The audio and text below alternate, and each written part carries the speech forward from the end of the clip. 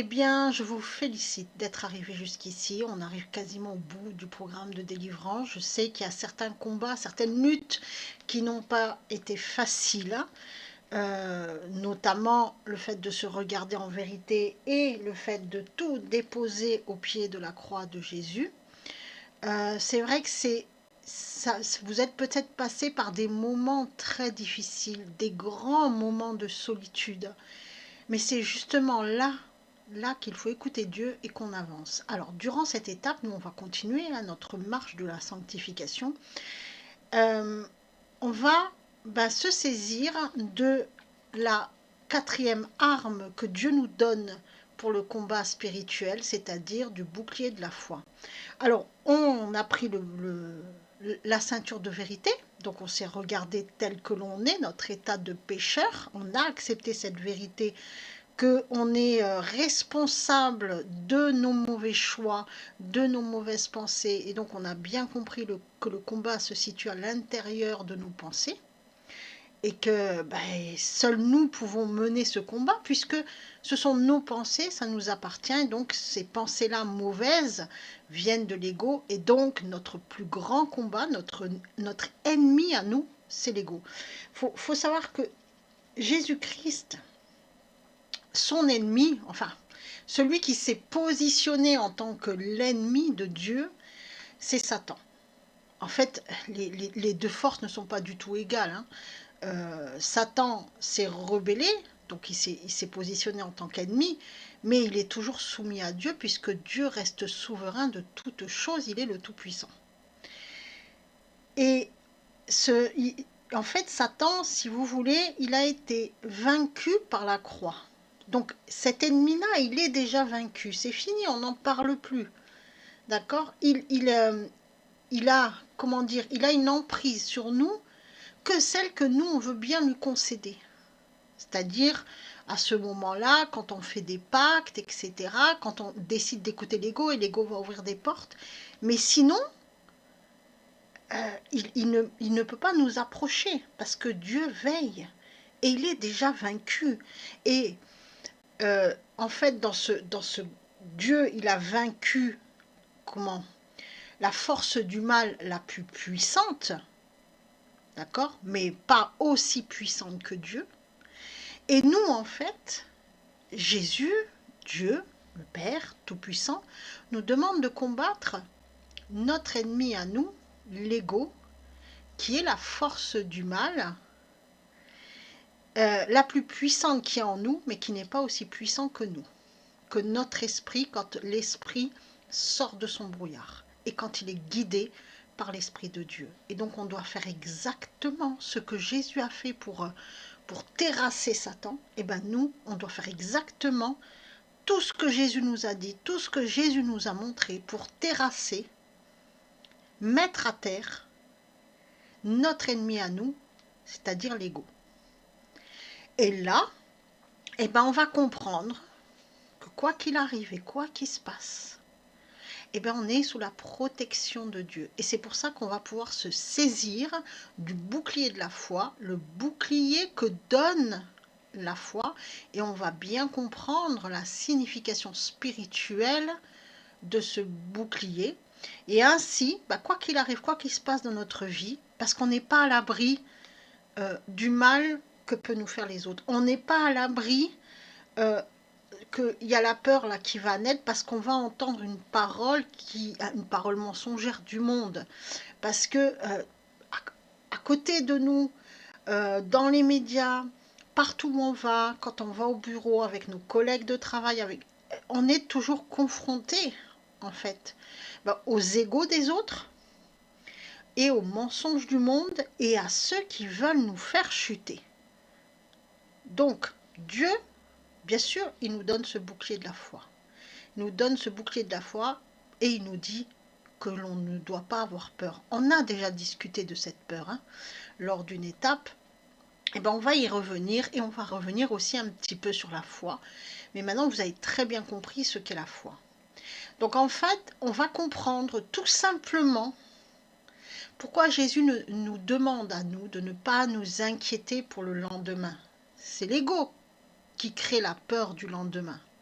C'est l'ego qui fait que on a peur de l'avenir. Ben lui, Jésus, notre Seigneur, nous demande de ne pas nous inquiéter pour le lendemain et il nous dit chaque jour suffit à sa peine. Donc on va expliquer tout ça et après, ben, comme d'habitude, ça sera à vous de travailler donc avec les prières. Donc on va continuer. Vous voyez, on continue aussi avec le psaume 119. J'espère que ce psaume vous fait énormément de bien. Il est splendide, vraiment splendide. Et il fait, ça c'est personnel, c'est vrai que moi personnellement il me fait vibrer, c'est vraiment la parole qui me fait vibrer. Alors comme je sais qu'on est tous différents, comme je sais que notre esprit réagit d'une manière différente à la parole de Dieu, chacun selon les moyens, ses talents, etc. qu'il a reçus. Donc moi je sais que c'est ce psaume-là qui me touche particulièrement.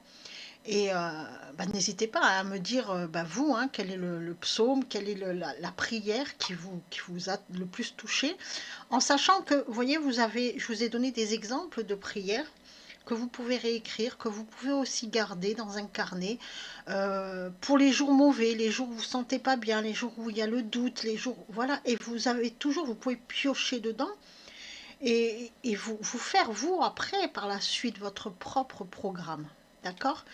Et ensuite, bah, bien sûr, quand on aura tout expliqué, quand on aura expliqué ce qu'est le bouclier de la foi, bah, après, ça sera à vous de réfléchir toujours sur la parole de Dieu. Et donc, toujours, vous aurez 3 textes à lire, à réfléchir. Et ça, tous les jours, en même temps que les prières. Allez, nous, on va commencer. Et on va commencer, bien sûr, par expliquer ce qu'est le bouclier de la foi. Alors on se souvient hein, de ce verset hein, de l'apôtre Paul, Éphésiens 6, chapitre 16, prenez par-dessus tout cela le bouclier de la foi avec lequel vous pourrez éteindre tous les traits enflammés du malin. Donc on va expliquer pourquoi Paul nous dit prenez par-dessus tout cela le bouclier et après on expliquera aussi les traits enflammés du malin. Parce que ce bouclier, effectivement, va nous permettre d'éteindre tous les traits enflammés du malin. Voici le bouclier du soldat romain. On fait toujours un parallèle, parce que souvenez-vous, Paul a pris pour exemple ce que les gens, à son époque, voyaient le plus souvent, c'est-à-dire le soldat romain. Il était partout, il était sur tout le territoire. Et donc, ça c'est le bouclier du soldat romain, mais il faut savoir que le soldat romain portait 2 sortes de boucliers. Un petit bouclier rond, qui est appelé l'égide dans les textes grecs, dont le nom se trouve dans l'expression être sous l'égide de. Je pense que vous en avez déjà entendu parler. Littéralement, c'est être sous la protection d'une autorité ou d'une loi. C'est le bouclier de l'ancienne alliance, celui de la loi. D'accord? Et là, en fait, le deuxième bouclier qui est venu après la réforme, c'est un bouclier rectangulaire qui protège, lui, par contre, tout le corps. Il s'agissait en fait d'une grande planche de bois épais, très lourde, d'ailleurs, hein, à transporter, et qui était recouverte de cuir et fixée avec du fer. Le fer permettait de faire ricocher les flèches enflammées de l'ennemi, de les dévier. La flèche ne pouvait pas se planter dans le bouclier, et donc le bouclier ne pouvait pas prendre feu. Et ce bouclier était recouvert de cuir, et ce cuir, avant chaque bataille, était trempé dans l'eau, imbibé d'eau, afin d'éteindre la poix enflammée qui enduisait les flèches. C'était en fait une espèce de résine gluante très inflammable, et en fait les ennemis plongeaient les flèches dans cette résine gluante. Et ce bouclier permettait aux soldats romains de ne pas être touchés par ces flèches-là. Alors non seulement, parce que ces flèches, en fait, quand elles tombaient par terre, elles allumaient plein de petits feux. Et donc le soldat, grâce à ce bouclier, en fait, le feu, la flèche ne pouvait pas l'atteindre, donc ça ne pouvait pas le brûler. D'accord? Donc cette flèche, en fait, quand elle était tirée, elle était enduite de poids, elle était enflammée, et lorsque elle arrivait, elle ricochait sur le bouclier, et elle allait se planter ailleurs. Et du coup, ça faisait éclabousser la poix partout autour du soldat. Et ça allumait des petits feux qui étaient difficiles à atteindre. Mais lui, le soldat, ça va, il était protégé. Vous voyez pourquoi Paul, en fait, a pris cette image de ce grand bouclier. Alors oui, il était très très lourd à transporter, très très lourd à transporter. Et finalement, ce n'était pas tous les soldats romains qui avaient ce bouclier, c'était ceux qui étaient en première ligne. Alors imaginez un combat à l'époque romaine. Alors il y a l'ennemi en face qui tire des flèches enflammées et ces flèches sont induites de poids. Le soldat romain porte bien sûr une ceinture de cuir autour de sa taille. Il porte aussi, comme tout soldat, un casque sur sa tête, des sandales aux pieds et son torse, lui, il est protégé par sa cuirasse, mais ses bras et ses jambes sont nus. Imaginez qu'une de ces flèches enflammées qui est tirée l'atteigne à lui. Et elle le brûle. Elle va certainement lui causer de graves brûlures.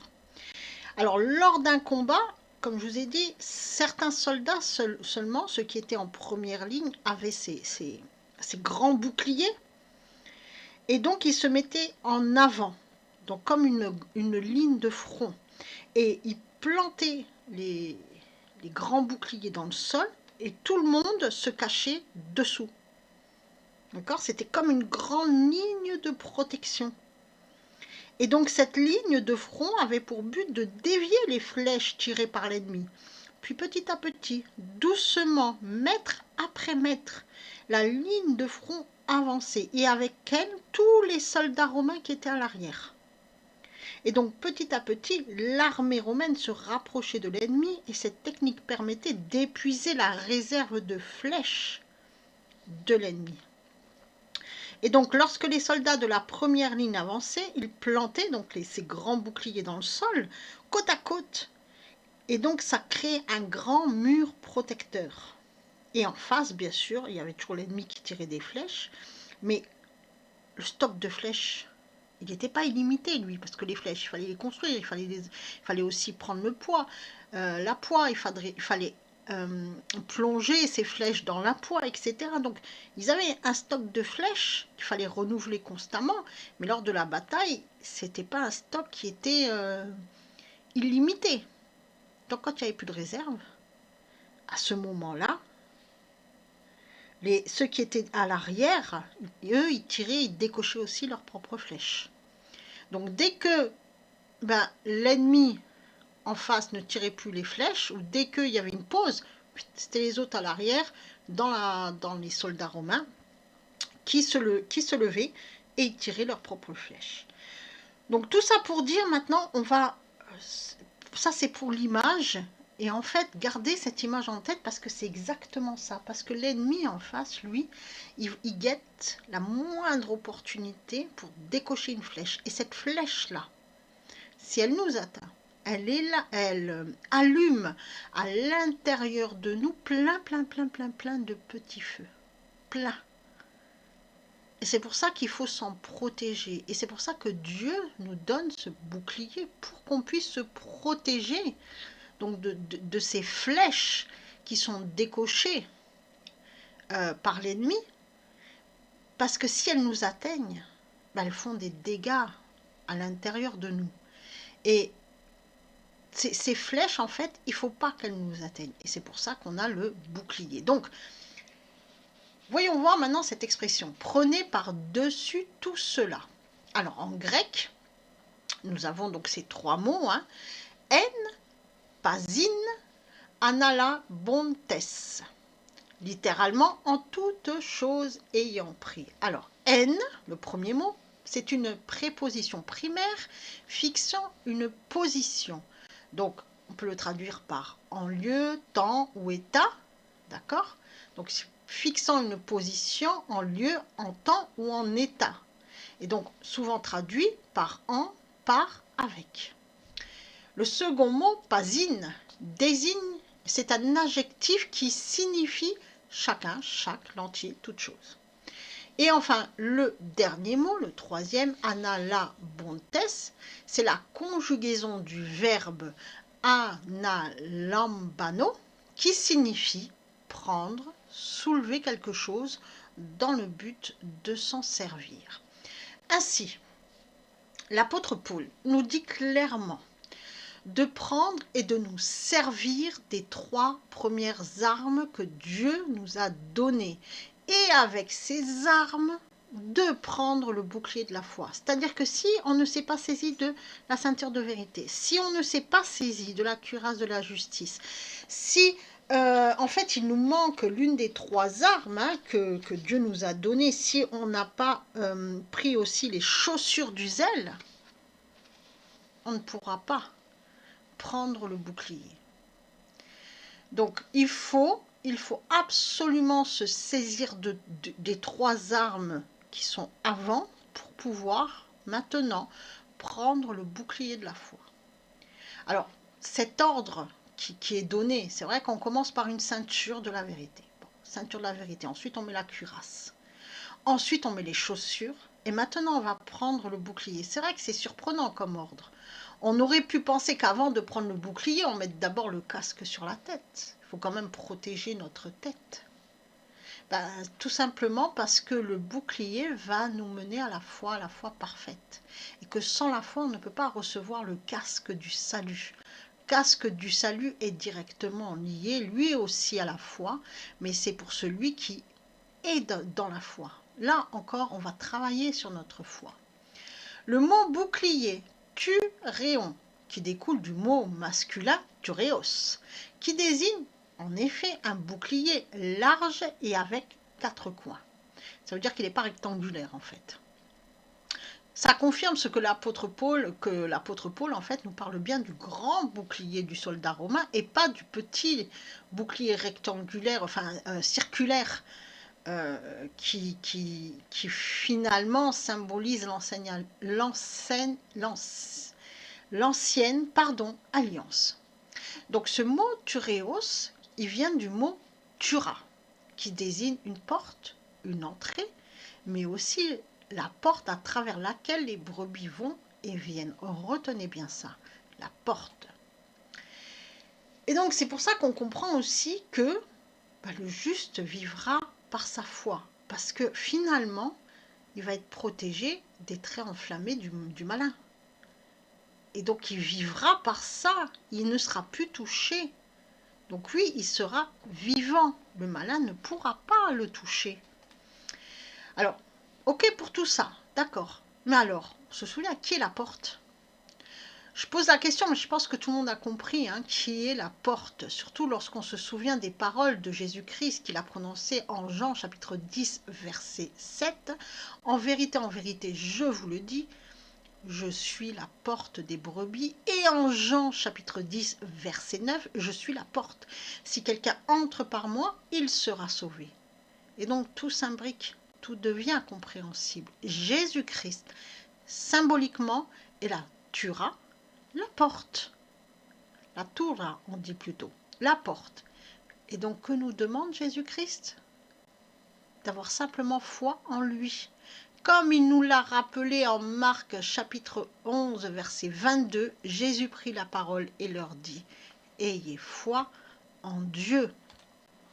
Et donc ce bouclier, il est étroitement lié à la foi. Et on se rappelle, on a déjà parlé de la foi, on a déjà expliqué ce que signifie la foi, on a déjà expliqué les 3 piliers de la foi, l'écoute, le dialogue, l'action. C'est-à-dire que la foi, c'est se mettre en relation avec Dieu par l'écoute de sa parole, par le dialogue, on parle avec Dieu, d'accord? Et ça aussi, il y a les chaussures du zèle, où on a dialogué avec Dieu, on lui a confié même l'inavouable, ce qu'on n'a jamais, notre jardin secret, tous les traumatismes qu'on a vécu, etc. Ça se fait dans le dialogue. Et une fois que ça c'est fait, c'est bon, on peut se mettre dans l'action. On prend notre bouclier, quoi qu'il arrive, quoi qu'il se passe, on est protégé. Alors, on continue. On a vu, prenez par-dessus tout cela le bouclier de la foi. Pourquoi est-ce qu'il faut prendre le bouclier de la foi? Parce que c'est avec lui qu'on va pouvoir éteindre tous les traits enflammés du malin. Alors, le verbe pourrait, pouvoir. Donc la conjugaison c'est duneste, c'est comme ça que c'est marqué dans le texte original en grec, et donc c'est la conjugaison du verbe dunamai, qui signifie être capable de faire quelque chose. Donc Dieu nous rend capables d'éteindre les traits enflammés du malin. Si nous prenons par-dessus toutes les 3 premières armes que Dieu nous donne dans le combat spirituel, si on prend en plus de ces 3 premières armes, donc il faut déjà s'en saisir, on prend en plus le bouclier de la foi. Et comme je vous ai dit, je vous ai expliqué, Jésus nous a montré comment vaincre Satan, son ennemi à lui, et donc en imitant Jésus, en suivant sa parole, il nous rend capables de vaincre notre ennemi à nous, qui est l'ego, et qui lui-même, l'ego, ouvre la porte à Satan. Donc en fait, il nous dit quoi? Prenez le casque du salut, prenez le casque, le bouclier de la foi, pardon, et comme ça, vous serez capable de faire taire votre ego. Donc si l'on reste dans la justification, et qu'on ne décide pas d'entrer dans la marche dynamique avec le Seigneur dans la sanctification, il est évident qu'on ne pourra pas éteindre les traits enflammés du malin. Parce qu'en fait, ça va de pair avec le passage lorsque on fait de Jésus-Christ notre Seigneur. À ce moment-là, on suit tout ce que Jésus a fait, a dit, toute sa parole. On est guidé par l'Esprit de Dieu. Et oui, Dieu nous rend capables de faire taire, d'éteindre les traits enflammés du malin, d'éteindre, de faire taire notre ego. D'accord? Éteindre, dans le texte en grec, sbesaï, qui vient du verbe sbenumi, qui signifie éteindre, supprimer, étouffer ou étancher, c'est-à-dire être entièrement arrosé. Donc c'est vraiment éteint complètement, supprimé, étouffé. Alors on va se rappeler que le bouclier rectangulaire du soldat romain était plongé dans l'eau avant chaque combat. D'ailleurs, et c'est d'ailleurs, ce ne peut être qu'à travers la foi que nous pouvons être entièrement arrosés par l'Esprit qui est dans la parole de Dieu, nourri et vivifié par l'Esprit. Jésus est l'eau vive. Je vous dis, tout va ensemble en fait, tout va de pair, tout s'imbrique. Donc le feu n'aura donc aucune prise sur nous. Et cela nous rappelle l'épisode aussi qu'on peut lire dans le livre de Daniel, dans lequel les 3 compagnons de Daniel, Shadrach, Meshach et Abed-Nego, ils sont jetés dans la fournaise ardente et ils en ressortent complètement indemnes, sans aucune brûlure. C'est ça. En fait, le feu ne peut pas nous atteindre. Le feu du mal, le feu de Satan, le feu de notre ego, ne peut pas nous atteindre. En sachant que Satan, il contrôle les égos. D'accord? C'est le chef absolu, c'est le chef des égos. En sachant que lui-même, il est soumis à Dieu. Donc tous les égos sont aussi soumis à Dieu. Mais c'est lui qui va les programmer, c'est lui qui va faire en sorte qu'ils soient programmés, c'est lui. Et dès que on commence à écouter notre ego, Satan va décocher des flèches. D'accord? Et on aura ce bouclier de la foi, non seulement pour faire taire notre ego, mais aussi pour ne pas être touché par les flèches au cas où, à un moment donné, on a un petit peu dévié et que lui, parce qu'en fait, on va le comprendre, il décoche des flèches un peu n'importe comment sans même se soucier où ça atterrit. Alors, les traits, c'est bélé, qui vient du mot bélos, qui signifie un projectile, un dard, une flèche, un javelot. Remarquons que toutes ces armes se jette de loin. D'ailleurs, le mot bélos découle de la racine primaire balo, qui signifie jeter ou laisser tomber quelque chose sans se préoccuper de l'endroit de la chute. C'est ce que je vous disais. En fin de compte, il tire, mais il ne se préoccupe pas. Lui, il tire, il tire, il tire. Si on n'a pas ce bouclier, à un moment donné, quoi qu'il arrive, quoi qu'il se passe, on va s'en prendre une. Donc, il faut avoir le bouclier de la foi. Pourquoi? Parce qu'en fait, il va utiliser tout un tas de stratagèmes pour nous toucher. Ça peut être une parole blessante d'un collègue, parce qu'il peut utiliser l'ego d'un collègue. Ça peut être, comme je vous ai dit, quelque chose que vous allez entendre à la radio le matin dans votre voiture en allant au travail. Ça peut être quelqu'un qui fait du mal à un proche et puis ça va vous mettre en colère. Ça peut être tout et n'importe quoi, une mauvaise nouvelle qui tombe, ça peut être une facture qui arrive, tout et n'importe quoi. C'est des flèches qui jettent comme ça, et finalement, si on n'y prend pas attention, si on n'a pas ce bouclier, ça allume des feux en nous. Ce bouclier, en fait, il nous permet de nous poser et de ne pas réagir selon l'affect, mais dans la réflexion avec Dieu. Et là, on n'est pas touché, ça allume pas. Parce qu'après, ça part dans tous les sens. Et c'est là qu'arrive l'angoisse, c'est là qu'arrivent toutes ces pensées en fait mauvaises. Parce qu'en plus, à l'intérieur, notre ego, lui, il va être excité par ça. Donc, il va être en mode plus. D'accord? Comme je vous disais, Satan se sert de différents stratagèmes et il en a. Et il en a pour décocher ses flèches. Il vient pas là devant nous en nous disant « Ah, Coco, je suis là, je vais te frapper. » Non. En fait, il est loin et il va toujours se servir de quelqu'un ou de quelque chose ou de quelqu'un qui dit quelque chose. Toujours. Pour allumer en nous la flamme de quoi? De la colère. Ça peut être le journaliste qui va faire un reportage, peu importe. Et du coup, on va allumer la télé, on va tomber dessus et merde. Et ça fait naître en nous quoi? Le doute, la peur. En fait, il attaque toujours de loin. C'est jamais du frontal.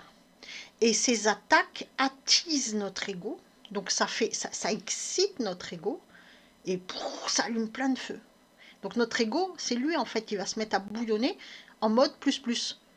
D'accord? Donc c'est pour ça qu'on a ce bouclier.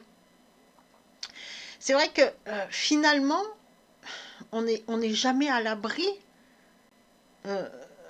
réel, c'est-à-dire de ces flèches, sauf si on a le bouclier.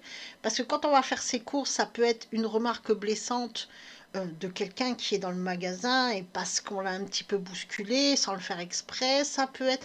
Mais peu importe dans tout ce que l'on fait dans la journée. Ça peut être aussi notre douleur qui nous réveille et qui nous empêche peut-être de faire quelque chose, ou le petit virus qu'on chope. Bon, c'est très bien, et puis qui nous met un petit peu à terre. Et donc à ce moment-là, du coup, l'autre, il va en profiter aussi, parce qu'il en profite aussi souvent quand on n'est pas bien. Ça peut être aussi parce que, en fait, on vient de perdre quelqu'un, donc il va en profiter. En fait, voilà. On est toujours... Et comme il se sert des égos, de tous ceux qui sont sous emprise de leur ego, tous ceux aussi qui ont pactisé avec Satan, donc toute cette grosse masse de personnes, mais il se sert de tout ça pour justement tirer ses flèches. Il tire ses flèches et puis ça arrive. Donc on a ce bouclier justement pour ne pas que ces flèches nous atteignent. Enflammé. Pepuromena. Ce mot découle du verbe puro qui signifie allumer un feu ou être irrité ou indigné. C'est ce qu'il fait. Il décoche la flèche. L'ego, lui, ça va le... Il va se mettre en mode plus, colère, peur, et on va être dans... Voilà, tout va s'embraser à l'intérieur de nous, c'est-à-dire nos sentiments. Pas nos sentiments, pardon, nos émotions. Jamais il va nous attaquer de face. Jamais Satan ne nous attaque de face. Mais en fait, il est très fort pour allumer le feu de l'irritation, de l'indignation, nous forcément, puisque l'ego est très sensible à ça. Puisque l'ego, lui, dès qu'il reçoit cette flamme, cette flèche, il va s'embraser, il va tout embraser à l'intérieur de nous. Donc en fait, c'est ça le mécanisme. Alors nous, il faut qu'on fasse taire cet ego, d'accord? Et le bouclier de la foi nous protège des flèches qui sont jetées, et maintenant à nous aussi de faire taire l'ego pour qu'il ne s'embrasse pas tout le temps. Parce que si l'ego commence aussi, on commence à l'écouter, en fait, le bouclier de la foi, finalement, il va être de plus en plus perméable jusqu'à ce qu'il n'y en a plus, en fait. Parce que l'ego fera tout, puisque lui va s'alimenter de ses flèches, fera tout pour qu'on ne se saisisse pas de ce bouclier. D'accord? Donc les deux vont de pair. Comme je vous ai dit, nous, notre ennemi, c'est l'ego. L'ego va nous empêcher de tenir ce bouclier de la foi devant nous. D'accord? Mais il faut tenir ferme. Et à ce moment-là, Satan n'aura plus d'emprise sur nous, donc on ne sera plus ballotté à tout vent d'émotion, puisqu'il n'y aura plus de flèche qui va nous atteindre. Mais par contre, l'ego, lui, il est toujours là. Donc l'ego, quoi qu'il arrive, quoi qu'il se passe, dès que lui aussi il guette, et dès que il peut nous faire chanceler, donc à nous de tenir ferme, on verra après par la suite. Hein. Et le seul moyen de toute façon de tenir ferme, c'est d'être toujours dans la vérité, toujours. Et donc le bouclier de la foi nous permet de regarder l'invisible, donc la vérité, et donc de suite, dès qu'on voit le mensonge, de toute façon on va commencer aussi à le ressentir, les égos des autres, parce que souvent les personnes, c'est l'ego qui parle. C'est même pas la personne en elle-même, c'est l'ego. Quand on commence à être guidé par l'esprit, c'est comme une alarme en fait qui s'allume dans nos têtes et qui nous dit oula, lui il parle par l'ego, ça sert à rien en fait. Ça sert à rien de discuter, ça sert à rien de s'énerver, parce que parfois aussi qu'est-ce qu'il cherche, c'est le débat. Mais le débat, pas forcément un débat constructif, justement non, c'est vraiment la dispute, la division tout le temps. Et c'est le fait aussi de railler. On se souvient du psaume 1 où il y a les railleurs, les moqueurs. D'accord? Ça, c'est l'ego qui parle. Donc souvent, on va se retrouver en face de personnes qui sont comme ça, qui sont tout le temps dans la raillerie, dans la moquerie. Il ne faut pas les écouter et surtout ne jamais entrer en débat avec eux. Ça sert à rien. À rien. Vous parlez avec un démon, en fait, quelque part, puisque c'est son ego qui s'exprime. Et donc là, vous assénez la vérité, d'accord, de Dieu, et vous partez. Et si y a des petits feux comme ça qui s'allument à l'intérieur de vous, vous serez capable, par la vérité, de les éteindre, donc de ne pas les alimenter, de les éteindre par la vérité. Le malin, poneru. Ce mot est aussi traduit par mauvais, mauvais dans certaines traductions. Et donc, il découle du mot poneros. Littéralement, c'est celui qui est rempli de contrariété et de privation, celui qui harasse par le labeur, celui qui apporte des difficultés, des périls, celui qui aveugle. Ce mot poneros vient de la racine ponos qui signifie grand, trouble et désir intense. Et voilà. Donc en fait, là vous avez cette fonction de ces flèches qui décochent, qui va faire naître en nous le grand trouble ou le désir intense. Donc plein de petits feux qui vont s'allumer partout et qui vont nous plonger mais dans une angoisse telle ou dans des émotions qu'on ne maîtrise plus du tout, déraisonnées, complètement disproportionnées. Donc ça, en fait, le bouclier de la foi nous préserve de tout ça. D'accord ? Et encore une fois, c'est aussi le fait de faire taire notre ego. Il est là aussi, parce qu'une fois qu'on a le grand trouble désir intense, ça c'est l'ego après qui prend le dessus. Donc en fait, lui, le Satan, il ne fait que décocher des flèches pour que l'ego puisse prendre le dessus sur nous. Et une fois que ça c'est fait, après il faut travailler toujours sur l'ego. Donc dans un premier temps, travailler sur l'ego, c'est notre ennemi à nous. pour qu'on puisse se saisir de ce bouclier de la foi, rester ferme sous le bouclier de la foi pour ne pas être touché par les flèches décochées, et toujours, toujours, toujours, toujours faire taire cet ego pour rester sous ce bouclier de la foi. D'accord ? Voilà le bouclier de la foi. Voilà, il va nous protéger de tous ces traits enflammés du malin. Et ces traits enflammés du malin qui, en fait, provoquent en nous l'ego plus. On va dire ça comme ça.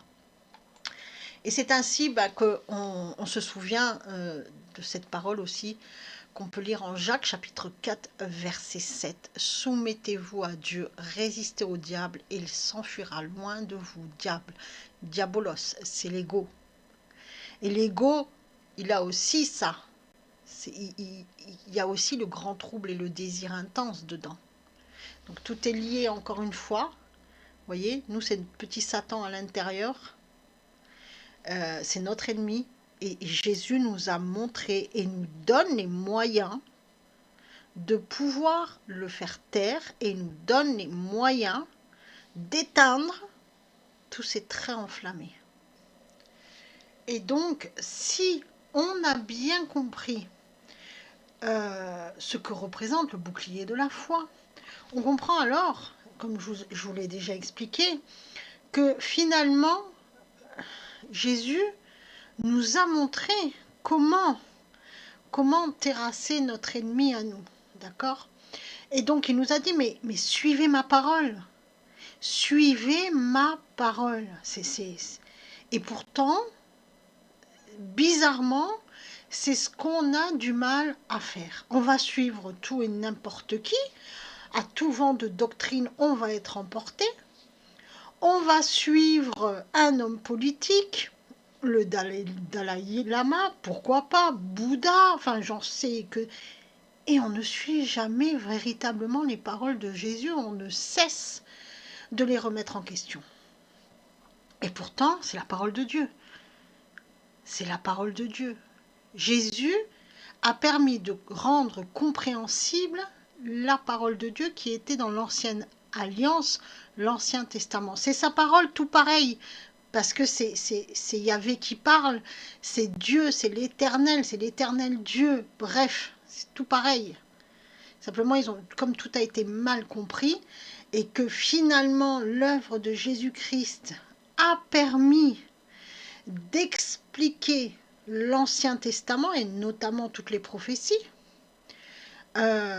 et d'ailleurs même avec le livre de l'Apocalypse, le livre de l'Apocalypse met en lumière certaines prophéties qui parlent de la fin des temps dans l'Ancien Testament. Donc, finalement, Jésus nous permet de tout comprendre. Et pourtant, on ne l'écoute pas. Pourtant, on est sans cesse en train de remettre en question sa parole. Et surtout, on est sans cesse en train de la triturer. Et là, donc, je vais revenir sur deux paroles que Jésus a prononcées.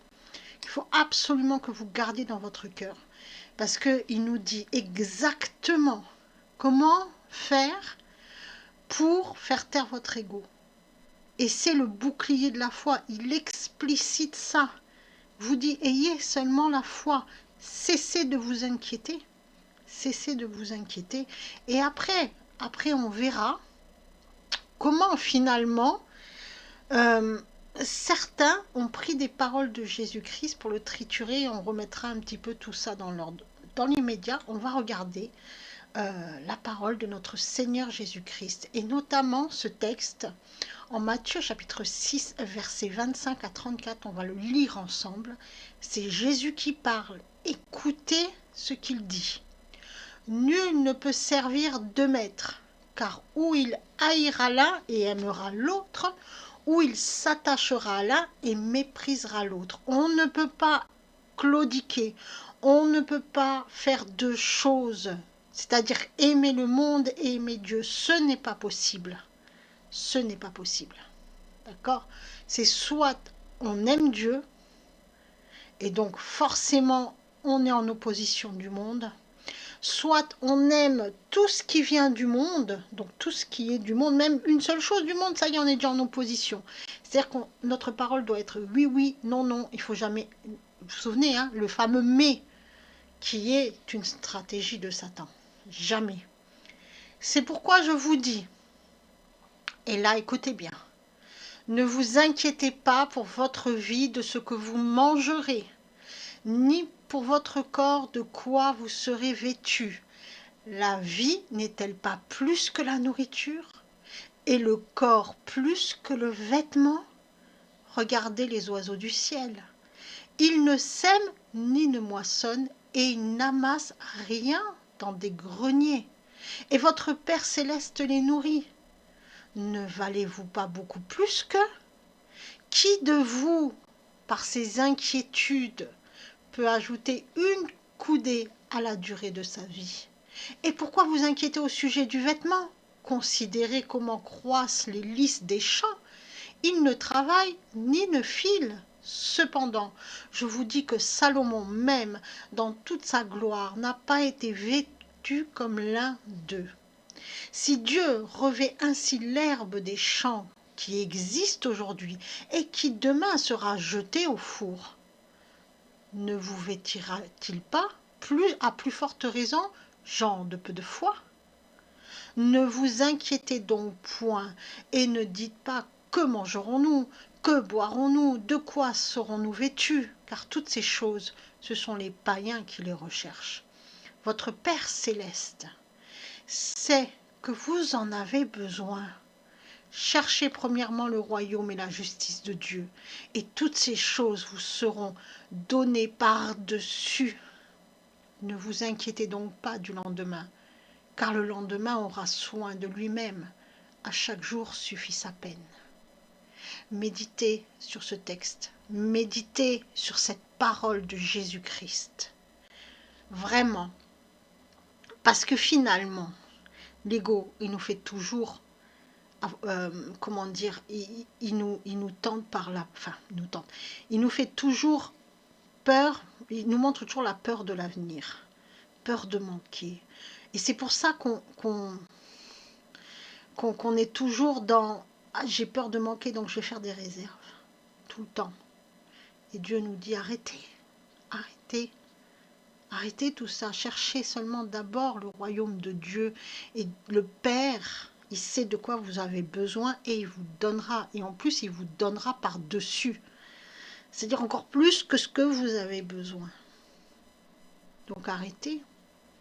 Chaque jour suffit à sa peine. Oui, si ça se trouve, vous allez recevoir une mauvaise nouvelle. Bien sûr, peut-être une facture qui va tomber. Remettez tout ça au Seigneur. Parlez-lui, dites-lui toutes vos angoisses, tout ça. C'est ça aussi, le bouclier de la foi. C'est pouvoir regarder notre Père. Nous avons un Père merveilleux, magnifique, tout-puissant. Tout-puissant. Donc, laissez-le faire, laissez-le gérer. Qui peut aller contre lui? Pourquoi vous inquiétez-vous? Comme dit Jésus, qui peut ajouter une seule coudée à sa vie? Si Dieu décide aujourd'hui de vous prendre, voilà. Qui peut aller contre la volonté de Dieu? Ah oui, il y en a qui sont contre la volonté de Dieu, mais ils sont dans la destruction, ils sont dans un principe de destruction. Donc arrêtez de vous inquiéter, arrêtez de vous inquiéter, tournez-vous vers le Seigneur. Il fallait vraiment que je vous partage cette parole de Dieu. Je vous partage une autre parole que l'on peut lire en Matthieu chapitre 7, versets 7 à 12. Encore une fois, c'est Jésus qui parle. Écoutez. Demandez et l'on vous donnera. Cherchez et vous trouverez. Frappez et l'on vous ouvrira. Car quiconque demande reçoit, celui qui cherche trouve, et l'on ouvre à celui qui frappe. Lequel de vous donnera une pierre à son fils s'il lui demande du pain? Ou s'il demande un poisson, lui donnera-t-il un serpent? Si donc, méchant comme vous l'êtes, vous savez donner de bonnes choses à vos enfants, à combien plus forte raison votre Père qui est dans les cieux donnera-t-il de bonnes choses à ceux qui les lui demandent? Tout ce que vous voulez que les hommes fassent pour vous, faites-le de même pour eux, car c'est la loi et les prophètes. Et oui, en Dieu, il n'y a aucun mal. Quand on dit Dieu nous tente, Dieu punit, Dieu, tout ça, c'est, et on le verra, c'est complètement, en fait, c'est une transformation des Écritures originelles. D'accord? Il n'y a pas. Ce qu'on ressent comme la colère de Dieu, c'est le fait que Dieu a mis en place des lois naturelles. D'accord? On les retrouve dans la biologie, on les retrouve dans la chimie, on les retrouve dans les mathématiques, on les retrouve donc dans la nature elle-même. Et donc dans notre propre nature, donc si on va à contre-courant de ce qu'on est réellement, c'est-à-dire un enfant de Dieu, puisque Dieu nous a créés comme ça, enfants de Dieu, nous sommes les enfants du Père. Si l'on va au contraire de notre nature, à contre-courant de notre propre nature, ce que l'on ressent comme la colère de Dieu, c'est notre destruction. C'est parce qu'en fait, on va à contre-courant de ce qu'il y a à l'intérieur de nous, de notre ADN. D'accord? Donc c'est pour ça. Et là, Jésus dit, vous qui êtes méchants, donc qui avez un ego, et donc pourtant, avec votre enfant, vous savez vous montrer bon. Forcément, c'est votre enfant. Imaginez, Dieu, lui, il n'a pas le mal en lui. Il n'y a aucun ego en Dieu. Dieu, tout est bon. Dieu n'est que lumière, il n'y a pas de ténèbres en lui. Imaginez quelqu'un qui a le mal en lui, ce qui peut faire de bon à son enfant. Imaginez quelqu'un qui n'a aucun mal en lui, mais il peut faire que le bien. Donc cessez d'avoir peur. Demandez et l'on vous donnera. Cherchez et vous trouverez. Frappez et l'on vous ouvrira. Celui qui cherche Dieu, Dieu se manifeste à lui. C'est aussi simple que ça. Quand je dis aussi simple, ça veut dire que finalement on a perdu l'écoute de la vibration de Dieu, de la parole de Dieu. Comme je vous disais, Dieu nous a donné sa parole. Et qu'est-ce qu'on fait? On va écouter la parole de n'importe qui d'autre, sauf de Dieu lui-même. Donc maintenant, il est important, vraiment, de se mettre à l'écoute de Dieu. Pas d'écouter quelqu'un qui vous parle de Dieu, même moi-même, mais d'aller ouvrir votre Bible, d'écouter Dieu, de lire les textes, de lire sa parole, de réfléchir sur sa parole, de demander à Dieu de vous enseigner. Il est temps maintenant. Vous voyez, ne vous inquiétez de rien. Et maintenant, on va voir et on va remettre les choses en ordre. Comment, parfois, c'est juste pour vous donner quelques points de discernement, comment parfois la parole de Dieu, ce que Jésus a dit, a pu être détourné par des gens peu scrupuleux. Et pourtant, comme on écoute ces gens-là peu scrupuleux, on va croire réellement que Jésus a dit ça, alors que pas du tout. Pas du tout. Donc il est temps aussi de remettre ça en ordre.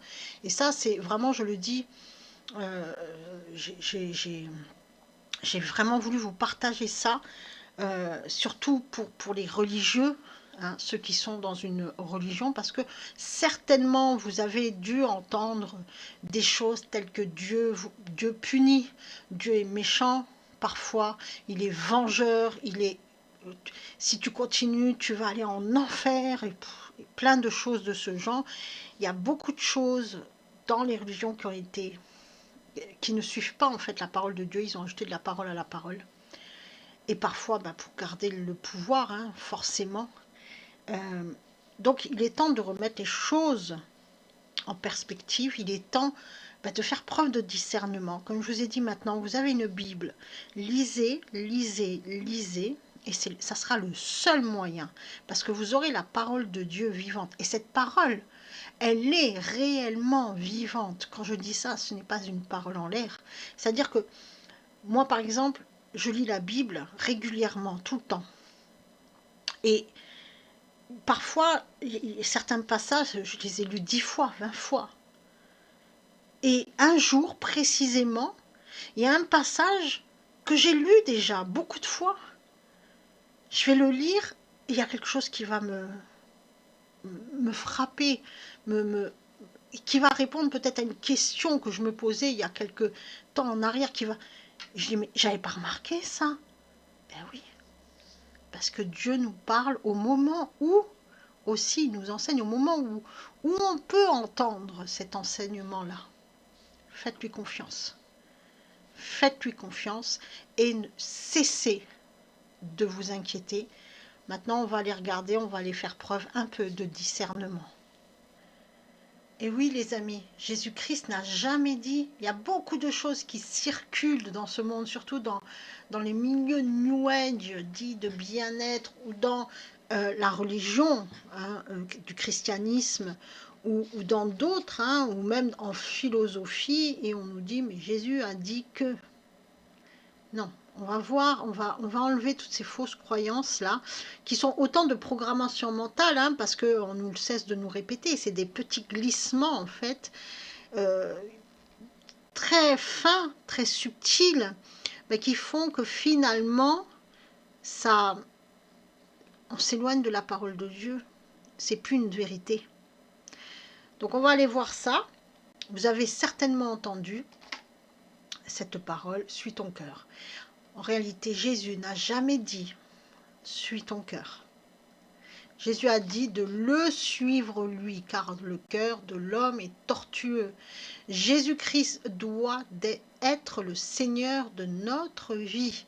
Donc quand vous entendez « suis ton cœur », ce n'est pas Jésus, ça ne vient pas.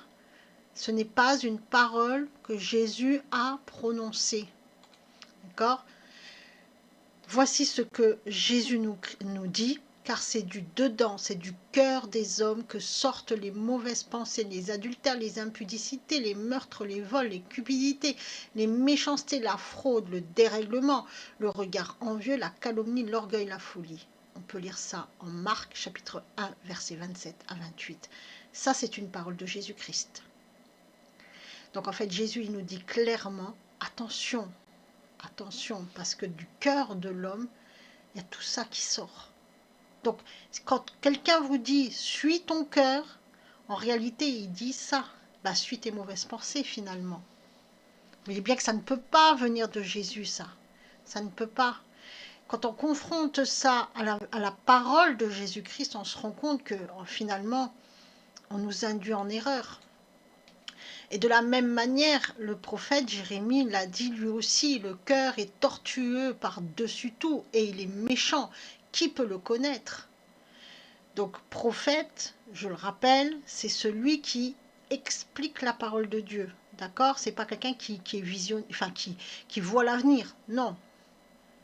En fait, il reçoit la parole de Dieu, il l'explique, il la dit. Et donc là, Jérémie nous dit exactement ce que Jésus nous dit. Forcément, puisque c'est la parole de Dieu. Le cœur est tortueux. Donc, maintenant, si vous êtes dans cette fausse croyance, que vous êtes ancré là-dedans, suis ton cœur, ça revient aussi à dire fais ce qu'il te plaît. C'est profondément satanique, vous voyez, par le petit glissement. Pourtant, c'est beau, c'est joli. Ah, suis ton cœur, c'est beau comme parole, c'est magnifique comme ça dit. Non. Et non, parce que dans le monde, le cœur, on l'a assimilé à quelque chose avec l'amour. Et non, finalement, puisque Jésus nous dit très bien que c'est de là, c'est du cœur que sortent les mauvaises pensées, les adultères, les impudicités, etc. Donc il ne faut pas suivre son cœur, c'est-à-dire son ego, parce que là vous devenez finalement esclave de votre ego. Vous devez suivre Jésus-Christ. Donc la parole de Jésus-Christ, c'est la seule qui va vous donner la vie. Continuons. Jésus-Christ n'a jamais dit « sois toi-même » et c'est l'essentiel. Cette parole-là, on la retrouve aussi partout dans psychologie positive. On la retrouve aussi dans les coachings là, positifs, etc., etc. Oui, mais sois toi-même. Il faut que tu sois toi-même. Ça va te rendre heureux, etc., etc. Jésus-Christ n'a jamais dit ça. Jésus-Christ a dit, si quelqu'un veut venir après moi, qu'il renonce à lui-même, qu'il se charge de sa croix et qu'il me suive. Pourquoi? Parce que le fait d'être soi-même dans ce monde, ça veut dire qu'en fait, dans le monde, c'est l'ego qui gère. Et donc, si on est soi-même dans le monde, on est dominé par notre ego. Donc, on devient notre ego. Et Jésus nous dit non, renonce à ton ego, dépose tous tes fardeaux et viens. Et viens. Oui, ça sera à contre-courant du monde, mais viens. Jésus-Christ n'a jamais dit « crois en toi ». Jamais. Mais il a dit « ayez foi en Dieu ». Marc chapitre 11, verset 22. Pourquoi? Parce que croire en soi, ça veut dire qu'on se fait son propre Dieu. C'est quoi le péché originel? C'était quoi? Ce que Satan a dit à Ève, tu deviendras comme un Dieu. Voilà, donc il ne faut pas. Il faut juste avoir foi. Foi en Dieu. Et Dieu nous rendra capables d'aller même au-delà de ce que nous, on se dit qu'on est incapable de faire des choses, or Dieu va nous mener au-delà. Il va nous mener au-delà de ce que nous, on s'est limité à faire. Parce que Dieu, il nous connaît. Parce que lui, il sait qui on est. Et pour ça, il faut avoir foi en lui. Si c'est quelqu'un qui croit en lui, il s'appuie que sur sa force à lui. Il ne s'appuie pas sur Dieu. Donc finalement, à un moment donné, tout va s'écrouler en fait. Et oui, à un moment donné, tout va s'écrouler. Et tout devient possible à celui qui a la foi. Et Jésus lui dit, si tu peux, tout est possible à celui qui a la foi. C'est-à-dire que en fait, si on croit en soi, finalement, on devient son propre Dieu. Mais devant la toute-puissance de Dieu, on n'est rien. D'accord? C'est la promesse de Satan. Hein? Deviens comme ton propre Dieu. On va croire qu'on a de la puissance, on va croire qu'on a des dons, on va croire plein de choses, on va s'appuyer que sur notre propre force. Mais finalement, à un moment donné, on va s'écrouler. Parce que celui qui ne s'appuie pas sur Dieu, Dieu, c'est la force toute puissance. C'est la force.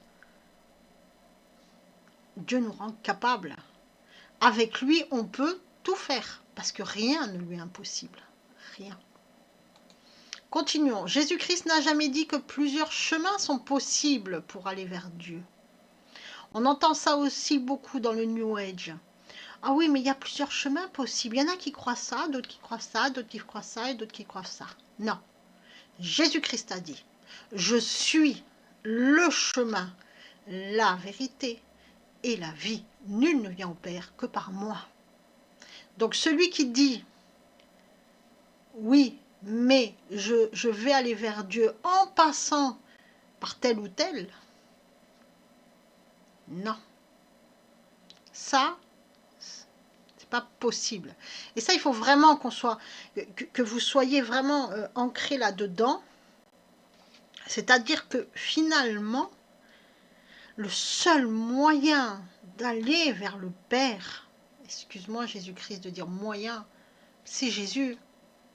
Il le dit, je suis le chemin. Pas d'autre chemin possible. Il n'y en a pas d'autre. On peut vous raconter tout et n'importe quoi. Il n'y a pas d'autre chemin possible. Et surtout pas un chemin qui va vous dire, oui, mais cherche la force en toi-même et élève-toi vers Dieu par la méditation et tout team. Non. Il n'y a que Jésus-Christ qui mène au Père. Il est la porte. Jésus-Christ n'a jamais dit que chacun doit vivre dans sa propre vérité. Ça, c'est profondément satanique. Fais ce qu'il te plaît. Et la vérité devient alors relative. Oh, on en a déjà parlé. Une vérité relative n'est jamais une vérité, c'est un mensonge. Jésus-Christ a dit, si vous demeurez dans ma parole, vous êtes vraiment mes disciples. Vous connaîtrez la vérité vous affranchira, la vérité vous rendra libre. Eh oui. Et c'est pas en construisant sa propre vérité. Parce que dans sa propre vérité, on va vivre dans le mensonge. Il n'y a qu'une seule vérité possible. Jésus-Christ n'a jamais dit que l'homme s'élève vers Dieu. Il a dit, car quiconque s'élève sera abaissé et quiconque s'abaisse sera élevé. Donc toutes ces théories, toutes ces fausses croyances où on vous dit il faut s'élever, il faut élever les chakras, et il faut s'élever au 7e ciel ou je sais pas quoi et machin et pout-pu, eh ben non. Ce n'est pas du tout ce que Jésus nous a dit. D'ailleurs, on le retrouve à plusieurs reprises, hein, que quiconque s'élève sera abaissé et quiconque s'abaisse sera élevé. Vous voyez, par un glissement, comment on peut nous faire trébucher et finalement nous faire accepter un mensonge.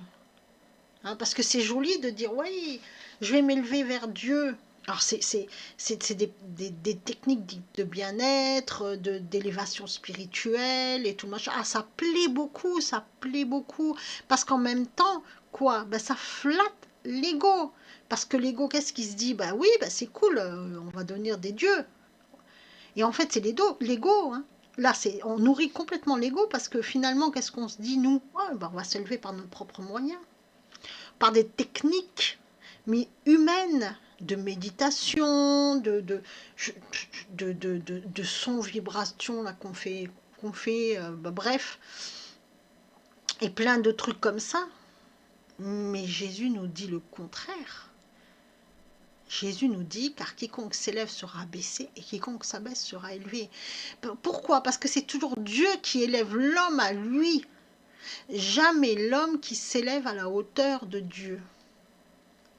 Et oui, l'homme cherche Dieu et c'est Dieu qui vient à lui pour se faire trouver. Jamais le contraire. Or, on nous fait croire le contraire, que l'homme, il a les moyens d'aller à Dieu et donc il peut y aller par ses propres moyens, donc s'élever à la hauteur de Dieu, donc finalement devenir lui-même un Dieu. Encore une fois, on retombe dans le péché originel. L'Éternel appauvrit et il enrichit, il abaisse et il élève. On peut lire ça en 1 Samuel chapitre 2 verset 7. Et oui, c'est lui qui abaisse et c'est lui qui élève. C'est Dieu qui décide de vous enseigner. C'est Dieu qui décide de se faire trouver. Continuons. Mais Dieu est celui qui juge. Il abaisse l'un et il élève l'autre. Psaume 75 verset 7. Tu sauves le peuple qui s'humilie et tu abaisses les regards hautains.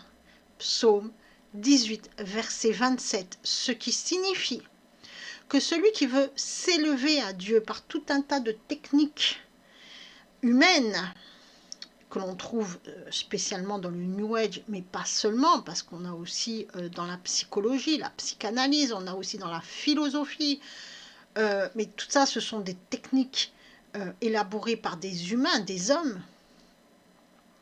En fait, qu'est-ce que c'est? Ça nourrit l'orgueil, ça nourrit l'ego. Et ça sera abaissé, tout cela, ils vont être abaissés. Ils vont être abaissés par Dieu, et c'est celui qui s'humilie, qui sait que Dieu est tout-puissant, qui sait que sans Dieu, il ne peut rien faire, qui sait que c'est toujours Dieu qui se fait trouver, qui sait que c'est toujours Dieu qui élève, qui édifie, qui s'abaisse à l'homme pour l'élever. Celui-là, il sera sauvé. Et donc, finalement, le juste vivra par sa foi. Et c'est pour ça que je vous dis, vous avez maintenant le bouclier de la foi, mais ce bouclier, il est renforcé uniquement dans la foi, donc en vous mettant vraiment, parce que c'est pour ça qu'on l'appelle le bouclier de la foi, donc en vous mettant vraiment dans la foi, donc les 3 piliers de la foi, je rappelle, l'écoute, le dialogue, l'action. C'est-à-dire que maintenant, vous allez vous saisir de ce bouclier de la foi, vous allez écouter Dieu, donc lisez sa parole régulièrement, en plus du travail qui vous attend là.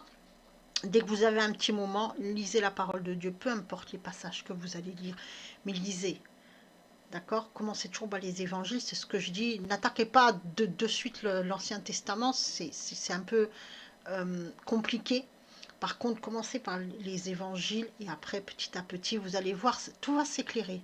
Mais laissez le temps, laissez Dieu vous enseigner. Ensuite, le dialogue, c'est dans la prière. Vous allez construire une relation intime forte avec Dieu, votre Père. Vous allez lui parler, vous allez tout lui confier. Et bien sûr, dans l'action, c'est-à-dire que finalement, petit à petit, vous allez changer toutes vos habitudes et vous allez devenir un témoignage vivant du Dieu vivant sur terre. Voilà, bon, maintenant, je vous laisse. Maintenant, c'est à votre tour d'aller travailler.